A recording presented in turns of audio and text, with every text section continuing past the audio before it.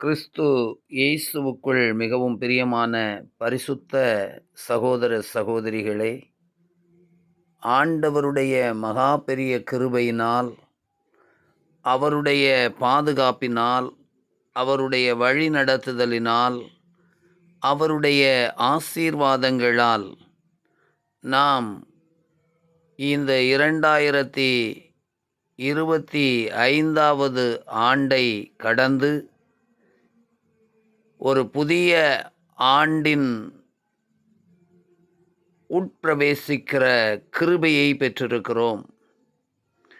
இந்த 2026வது ஆண்டின் முதல் மணி நேரத்திலே உங்களை வாழ்த்தி ஆசீர்வதிப்பதிலே பெருமகிழ்ச்சி அடைகிறேன்.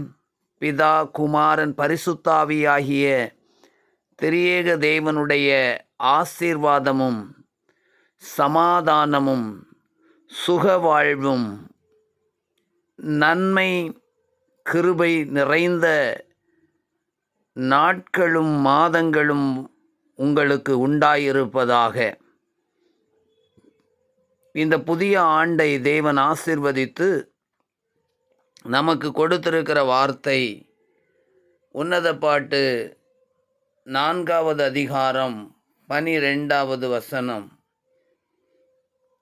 அடைக்கப்பட்ட தோட்டமும் மறைவு கட்டப்பட்ட நீரூற்றும் முத்திரிக்கப்பட்ட கிணறுமாயிருக்கிறாய். எனக்கு அன்பான தேவனுடைய பிள்ளைகளே, இந்த புதிய ஆண்டில் தேவனாகிய கர்த்தர் நமக்கு கொடுத்திருக்கிற வாக்குத்தத்தம், நீ அடைக்கப்பட்ட தோட்டம். கடந்த ஆண்டிலே தேவன் நமக்கு கொடுத்த வார்த்தை, முந்தின சீரை பார்க்கிலும் நற்சீரை உண்டாக்குவேன் என்று. நிச்சயமாக ஆண்டவர் கடந்த ஜனவரி 1ஆம் தேதியிலிருந்து இந்த டிசம்பர் 31ஆம் தேதி வரைக்கும் நம்மை மேன்மையாக, மகிமையாக, உன்னதத்தின் ஆசீர்வாதங்களினால் நிறைத்து நடத்தி இருக்கிறார். அப்படி தேவன் நடத்தி வந்த தேவன் இந்த புதிய ஆண்டிலே நம்மை வேலி அடைக்கிற அல்லது அடைத்து காக்கிற ஒரு தேவனாக இருக்கிறேன் என்று சொல்லி நமக்கு வாக்கு கொடுத்திருக்கிறார். ஏன் தேவன் நம்மை அடைக்க வேண்டும்? ஏன் தேவன் நம்மை சுற்றி வேலி அடைக்க வேண்டும்? இந்த உலகத்திலே அநேக வேளைகளிலே மனிதர்கள் சிலவிதமான வேலிகளை அடைப்பதுண்டு. அதுபோல சாத்தானும் சில வேளைகளிலே நம்முடைய நன்மைகளை நாம் சுதந்திரிக்க முடியாதபடிக்கு அவைகளை அடைத்து வைக்கிறதுண்டு.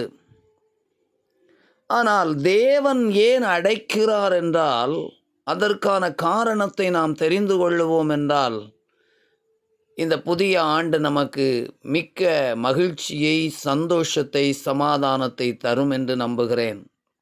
கிறிஸ்துவுக்குள் பிரியமானவர்களே, சுருக்கமாக ஒரு சில வார்த்தைகளை இந்த முதல் நாளிலே, இந்த புதிய வருஷத்திலே நான் உங்களுக்கு தெரியப்படுத்துவது நலம் என்று எண்ணுகிறேன்.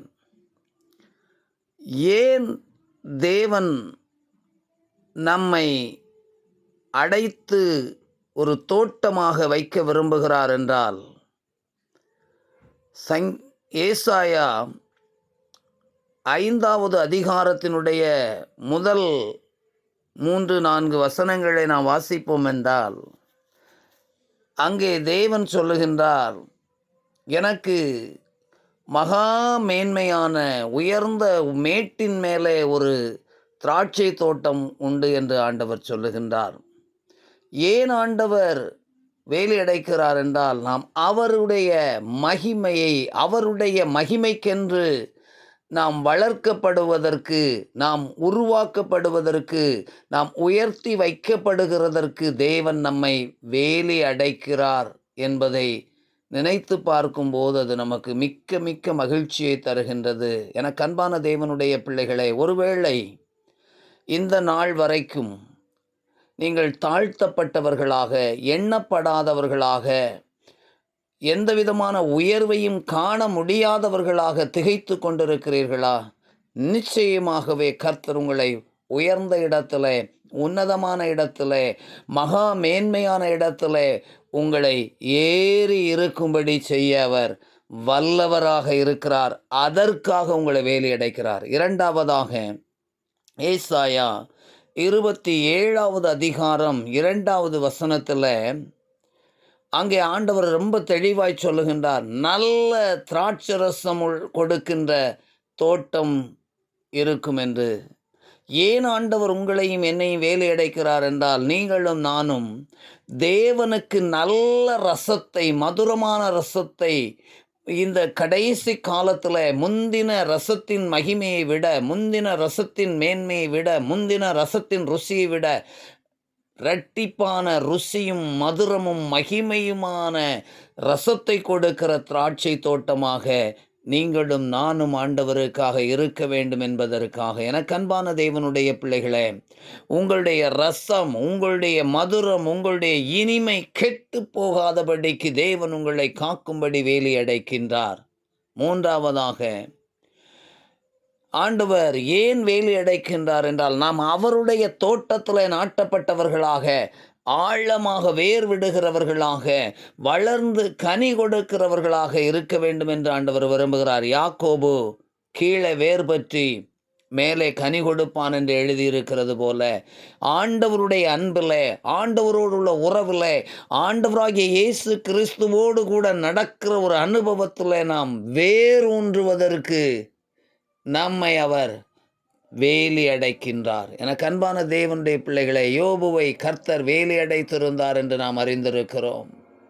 யோபுவை கர்த்தர் அடைத்திருந்த அந்த வேலிக்குள்ளே யோபு இருந்தபடியினாலே ஆண்டவர் அவன் உபத்திரவத்தை எல்லாம் ஒன்று சேர்த்து அவனுக்கு இரட்டிப்பாய் திரும்ப கொடுத்தார் என்று சொல்லி வேதம் சொல்கிறது. எனக்கு அன்பான தேவனுடைய பிள்ளைகளே, ஆண்டவர் உங்களை அடைத்து காப்பதற்கு நோக்கமெல்லாம் இரட்டிப்பான மேன்மையை, மகிமையை, ஆசீர்வாதங்களை, உயர்வுகளை உங்களுக்கும், உங்கள் சந்ததிக்கும், உங்கள் தலைமுறைக்கும், உங்கள் பிள்ளைகளுக்கும் தந்து உங்களை ஆசீர்வதிக்கும்படி, உங்கள் கையின் பிரயாசங்களில் இரட்டிப்பான உயர்வுகளை தரும்படிக்கு தேவன் உங்களை வேலி அடைத்து காக்கிறார்.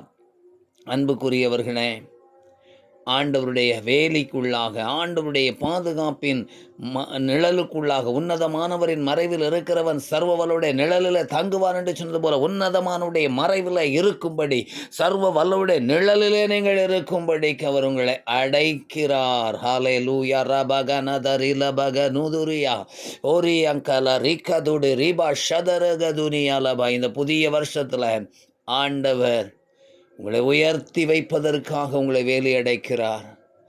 ஆண்டவர் உங்களை நல்ல ரசம் கொடுக்கிற தோட்டமாக, நீங்கள் தனி மரமாக அல்ல, நீங்கள் தோட்டமாக, குடும்பமாக, ஆசீர்வாதத்தோடு கூட தேவனுடைய நீதிக்கு பங்காளிகள் என்றும், தேவனுடைய சாட்சிகள் என்றும், தேவனுக்காக வாழுகிறவர்கள், வளர்கிறவர்கள் என்றும் தெரியும்படிக்கு உங்களை வேலி அடைக்கிறார். மூன்றாவதாக, நீங்கள் தேவனோடு உள்ள உறவிலே நிலைத்திருந்து நீங்கள் கனி கொடுத்து உங்கள் கனி நிலைத்திருக்கும்படி நான் உங்களை ஏற்படுத்தினேன் என்று யோவான் 15:16 தேவன் சொல்லுகிறாரே, நான் உங்களை ஏற்படுத்தினேன் என்று. நீங்கள் கனி கொடுக்கும்படிக்கும், உங்கள் கனி நிலைத்திருக்கும்படிக்கும் என்று சொன்னாரே. உங்கள் கனி நிலைத்திருக்கத்தக்கதாக, நீங்கள் ஆழமாய் வேர் பற்றி கனி கொடுக்கத்தக்கதாக. ஹல்லேலூயா. கல ரபா க நிதி கர லபா. நீதிமானுடைய வேர் அசையாது என்று சொல்லப்பட்டிருக்கிறதே. நீதிமானுடைய வேர் கனி கொடுக்கும் என்று சொல்லப்பட்டிருக்கிறதே. அது உறுதியாய் இருக்கும்படி, ஆழமாய் நீங்கள் வேர் விடும்படி, நீங்கள் கனி கொடுத்து, கனியினால் நீங்கள் அநேகருக்கு அறியும்படிக்கு, என்னுடைய ஜனங்கள், என்னுடைய பிள்ளைகள் என்னுடையவர்கள் என்று உங்களை அடையாளம் காட்டும்படிக்கு தேவன் இந்த புதிய ஆண்டில் அழைத்து செல்கிறார். இந்த ஆண்டில் உங்களை அவர் அடைத்து காக்கிறார். நான்காவதாக, சத்துருக்கள் உன்னை தொடாதபடிக்கு, சத்துருக்கள் உன்னை அழிக்கும்படிக்கு எத்தனித்திருக்கிற எந்த ஒரு வல்லமையும் செயல்படாதபடிக்கு ஏசாயா 27:1 பிசாசானவனும் அவனுடைய காரியங்களையும் நான் அழிப்பேன் என்று கர்த்தர் சொல்லி இருக்கிறார். ஆகவே எனக்கு அன்பான தேவனுடைய பிள்ளைகளே, உனக்கு விரோதமாய் உருவாக்கப்படும் ஆயுதம் இந்த ஆண்டில் வாய்க்காமல் போகும். உனக்கு விரோதமாய் விவாதத்தில் எழும்புகிறவர்கள் வெட்கப்படுவார்கள். உன்னை குற்றப்படுத்துகிறவர்கள் தண்டிக்கப்படுவார்கள்.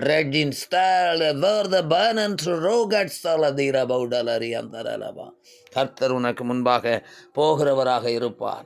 உன் சத்துருக்களிடத்தில் பழி வாங்குகிறவராக இருப்பார். ஹல்லேலூயா, ஹல்லேலூயா. ஏனென்றால் உன்னை அவர் அடைத்து காப்பதனுடைய நோக்கமெல்லாம் உன்னை சத்துரு தொடக்கூடாது, உன் எல்லைகளை தொடக்கூடாது, உன் குடும்பத்தை தொடக்கூடாது, உன் பிள்ளைகளை தொடக்கூடாது, உன் வியாபாரத்தை தொடக்கூடாது, உன் தொழிலை தொடக்கூடாது என்பதற்காக தேவன் உன்னை வேலியடைத்து காக்கிறார்.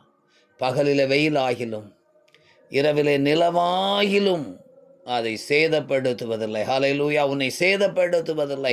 உனக்கு ஒரு சேதமும் உண்டாகாதபடிக்கு ஹல்லேலூயா கர்த்தர் உனக்கு வெளிச்சமாயிருந்து, நான் இருளில் இருந்தாலும் இரவு என்னை சுற்றிலும் வெளிச்சமாயிருக்கும் என்று சொன்னது போல இந்த புதிய வருஷத்தில் கர்த்தர் உனக்கு வெளிச்சமாயிருந்து சகல இருளையும், சகல அந்தகாரங்களையும், சகல பலவீனங்களையும், சகல வியாதிகளையும் உன்னை விட்டு விலக்குவார். ஹல்லேலூயா. அதற்காக கர்த்தர் உன்னை சுற்றி வேலி அடைத்திருக்கிறார்.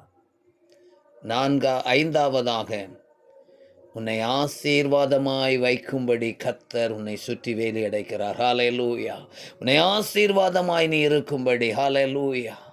நீ சாபமாய் இருந்தது போல நீ ஆசீர்வாதமாக இருக்க வேண்டும். அதற்காக கர்த்தர் உன்னை வேலி அடைக்கிறார். இவ்வளவு நாளும் பாடுகளோடு, இவ்வளவு நாளும் வேதனையோடு, இவ்வளவு நாளும் கண்ணீரோடு, இவ்வளவு நாளும் வியாதியோடு, இவ்வளவு நாளும் துக்கத்தோடு, இவ்வளவு நாளும் தரித்திரத்தோடு நீ இருந்திருக்கலாம். ஏனி தேவன் உன்னை ஆசீர்வாதமாக வைக்க விரும்புகிறார். அதற்காக அவர் உன்னை வேலி அடைக்கிறார். அன்பான தேவனுடைய பிள்ளைகளை, 5 காரியங்களையும் மனதில் வைத்துக் கொள்ளுவோம். உயர்த்தி வைப்பதற்கு வேலி அடைக்கிறார். நல்ல ரசத்தை கொடுக்கிறவர்களாக, நற்குல திராட்சை செடிகளாக, திராட்சை தோட்டமாக விளங்குவதற்கு வேலி அடைக்கிறார். 3ஆவதாக ஆழமாய் கிறிஸ்துவின் அன்பின் ஆழ அகல நீள உயரங்களை அறிந்து அவருக்காக கனி கொடுப்பதற்கு, சாட்சியாய் நிற்பதற்கு அவர் உன்னை வேலி அடைக்கிறார். ஹல்லேலூயா. தீமை உன்னை மேற்கொள்ளாதபடி, தீமை செய்கிறவனுடைய வல்லமைகள் அழிக்கப்படும்படிக்கும், தீமையினின்று நீ விடுவிக்கப்படும்படிக்கும், ரட்சிக்கப்படும்படிக்கும் உன்னை வேலி அடைக்கிறார்.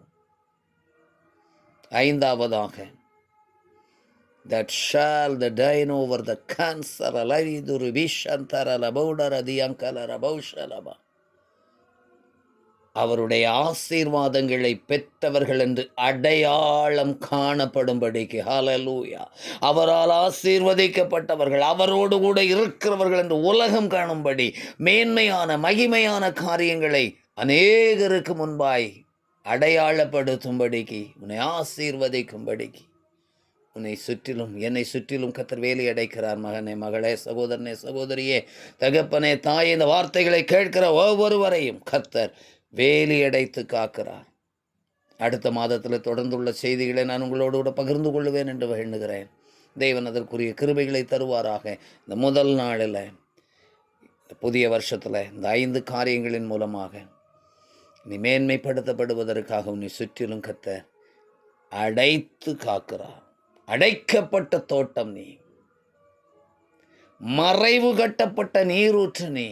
ரீகாபாலாபா சந்தரபாலா ரீகாபாலாபா உடாலா ரீபா தூர்விக்கபாலாபா. ஹல்லேலூயா. நீ மறைவு கட்டப்பட்ட நீரூற்று. உன்னை யாரும் கலங்கடிக்க முடியாது, உன்னை யாரும் திகைக்க பண்ண முடியாது, உன்னை யாரும் பயமுறுத்த முடியாது. ஹல்லேலூயா. ரபா லபா கரபா. புரண்டு வருகிற பெருவெள்ளங்கள் உன் மீது புரண்டு போக முடியாது. நீ மறைவு கட்டப்பட்ட நீரூற்று, உன்னதமானவருடைய மறைவில் இருக்கிற நீரூற்று. ரகா லாஸ்த தி ரீகாபா லபோடா ரதா கந்தோரிபா. உன்னை ஒருவர் சேதப்படுத்த முடியாது. நீ மறைவு கட்டப்பட்ட நீரூற்று. நீ அமர்ந்த தண்ணீர். அவர் கொடுக்கிற தண்ணீரை நீ குடிக்க நீ ஜீவ தண்ணீர் உள்ள ஊற்றாக, நீ ஜீவ தண்ணீரின் அருவியாக, நீ ஜீவ தண்ணீரின் பாத்திரமாக நீ மாற்றப்படுகிறாய். சகோதரனே, சகோதரி, இந்த ஆண்டில் கர்த்தர் உன்னை மறைவு கட்டப்பட்ட நீரூற்றாக வைக்கிறார். முத்திரிக்கப்பட்ட கிணறு.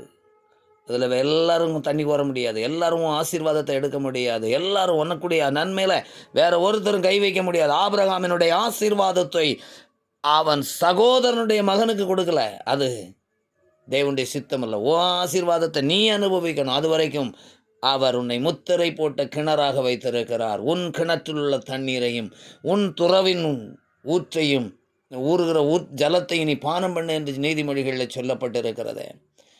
நீ முத்திரிக்கப்பட்ட கிணறாக, அவருக்கென்று நீ வேறு பிரிக்கப்பட்ட, அவருக்கென்று நீ தெரிந்து கொள்ளப்பட்ட குடும்பமாக, தெரிந்து கொள்ளப்பட்ட கூட்டமாக, தெரிந்து கொள்ளப்பட்ட ராஜரீக ஆசாரிய சந்ததியாக நீ முத்திரை போடப்பட்டிருக்கிறாய். ராபா காலா ரீபா ஈஷா ராலாபா கரபா லாபா.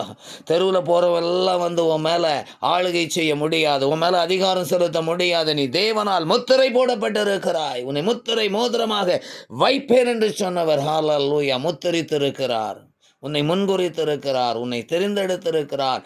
உன்னை ஆசீர்வதிக்கவே ஆசீர்வதிப்பேன் என்று சொன்னவர் ஆசீர்வாதத்தின் வாய்க்காலாக என்னை மாற்றும்படியாய் விரும்புகிறார். கரத்தில் ஒப்பு கொடுப்போமா? இந்த வார்த்தைகளின் மூலமாய் கர்த்தர் நம்மை இந்த புது ஆண்டு முழுவதிலும் நடத்துவாராக. ஏதோ 1ஆம் தேதி மாத்திரமல்ல, ஒவ்வொரு நாள் இந்த வார்த்தைகளை சொல்லுங்கள். ஒவ்வொரு நாள் இந்த வார்த்தைகளை சொல்லி ஆண்டவரிடத்தில் என்னை இப்படி வைப்பேன் என்று சொல்லி ஆண்டவரை வையும், அவர் செய்வார். ஹல்லேலூயா. அவர் சொல்லியும் செய்யாதிருக்கிற தேவன் அல்ல. அவருடைய கரம் குறுகி போகவில்லை. ஹல்லேலூயா. வானமும் பூமி ஒழிந்து போனால் அவருடைய வார்த்தைகள் ஒழிந்து போவதில்லை. அவர் வருவதற்கு முன்பதாக நாம் அவரால் ஆசீர்வதிக்கப்பட்டவர்கள் என்று உலகம் காணும். சுற்றி இருக்கிற ஜனங்கள் காண்பார்கள், குடும்பத்தார் காண்பார்கள், விரோதிக்கிறவர்கள் காண்பார்கள். அதற்கான காலம் வந்துவிட்டது, அதற்கான நேரம் வந்துவிட்டது. இதுவே காலம், இதுவே அனுகிரகர் காலம், இதுவே ரட்சணிய நாள். That announced unto me. நிச்சயமாக கர்த்தர் உங்களை ஆசீர்வதிப்பார் என்று நம்புகிறேன், விசுவாசிக்கிறேன். ஜெபம் செய்வோம். நேசிக்கிற நல்ல ஆண்டவரே, பரிசுத்தமுள்ள பிதாவே, இந்த அருமையான வருஷத்தின் முதல் நாளில் தேவன் எங்களுக்கு கொடுத்திருக்கிற நல்ல வார்த்தைக்காய் உம்மை ஸ்தோத்திரிக்கிறோம்.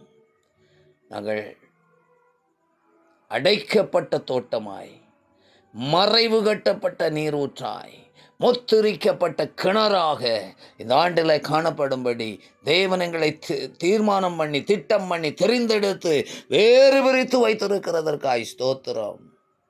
எங்களுக்கு எதிரான எல்லா ஆயுதங்களையும் வாய்க்காமல் போக பண்ணி, எங்களுக்கு எதிரான எல்லா தீமைகளையும் அப்புறப்படுத்தி, எங்களை நாளுக்கு நாள் மேன்மைக்கும் மகிமைக்கும் ஆசீர்வாதத்துக்கும் சாட்சிகளாக தேவன் வைக்கிற கிருபைக்காய் உம்மை ஸ்தோத்திரிக்கிறோம். ஆண்டவரே, இந்த வார்த்தைகளை கேட்கிற ஒவ்வொருடைய வாழ்க்கையிலும் இருக்கிற ஆண்டவரே கலக்கங்களும் பயங்களும் ஆண்டவரே தேவைகளும் ஆண்டவரே நெருக்கங்களும் புரண்டோடுவதாக, மாறாக ஆசீர்வாதத்தின் வாய்க்கால் புரண்டோடட்டும்.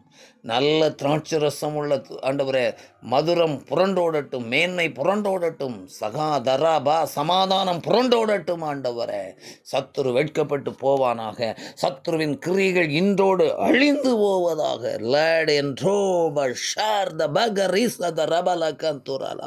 இந்த தீர்க்க தரிசன வார்த்தைகள் அநேக ஆயிரங்களுக்கு பயனுள்ளதாய், உலகத்தின் கடைசி வரை இருக்கிற ஜனங்களுக்கு உபயோகம் உள்ளதாய் கர்த்தர் கொண்டு செல்வீராக. இதை கேட்கிற ஒவ்வொருவரும் உற்சாகம் அடைவதும், தேவனில் பலனடைவதும், தேவனுடைய பாதுகாப்பின் எல்லைக்குள்ளே காணப்படுவதும், தேவனால் ஆசீர்வதிக்கப்படுவதும், விடுவிக்கப்படுவதும், ரட்சிக்கப்படுவதும் அவருடைய குடும்பங்களுக்குள்ளே பெருகுவதாக. சகையின் வீட்டுக்கு ரட்சிப்பு வந்தது ஆண்டவரே. இந்த பிள்ளைகளுடைய வீட்டாருக்கு, குடும்பத்தாருக்கு ஆண்டவரை கூட இருக்கிறவர்களுக்கு ரட்சிப்பும் சமாதானமும் சுகவாழ்வும் பெருகுவதாக. இயேசு கிறிஸ்துவின் நாமத்தில் உடைய ஊழியக்காரனாகிய நான் பிதா குமாரன் பரிசுத்தாவின் நாமத்தில் ஒரு விசை கூட வாழ்த்தி ஆசீர்வதிக்கிறேன். புதிய ஆண்டும் புதிய மணி நேரமும் புதிய நாளும் ஆசீர்வாதமாய் புதிய மாதமும் அமைவதாக. இயேசு கிறிஸ்துவின் மூலம் ஜெபம் கேளும் அன்பு நிறைந்த பரிசுத்தமுள்ள பரலோக பிதாவே, ஆமேன். பரமண்டலங்களில் இருக்கிற எங்கள் பிதாவே, உம்முடைய நாமம் பரிசுத்தப்படுவதாக, உம்முடைய ராஜ்யம் வருவதாக, உம்முடைய சித்தம் பரமண்டலத்திலே செய்யப்படுவது போல பூமியிலே செய்யப்படுவதாக. எங்களுக்கு வேண்டிய ஆகாரத்தை எங்களுக்கு இன்று தாரும். எங்களுக்கு விரோதமாய் குற்றம் செய்வதை நாங்கள் மன்னிக்கிறது போல எங்கள் குற்றங்களை மன்னியும். எங்களை சோதனைக்குள் பிரவேசிக்க பண்ணாமல் தீமென்று ரட்சித்துக் கொள்ளும். ராஜ்யமும் வல்லமையும் மகிமையும் என்றென்றைக்கும் உடையவைகளே, ஆமேன். என் ஆத்துமாவே கர்த்தரை ஸ்தோத்திரி, என் முழு உள்ளமே அவருடைய பரிசுத்த நாமத்தை ஸ்தோத்திரி. என் ஆத்துமாவே கர்த்தரை ஸ்தோத்திரி. கர்த்தர் செய்த சகல உபகாரங்களை மறவாதே. ஆமென். God bless you all. Happy New Year for all. God bless you. Amen.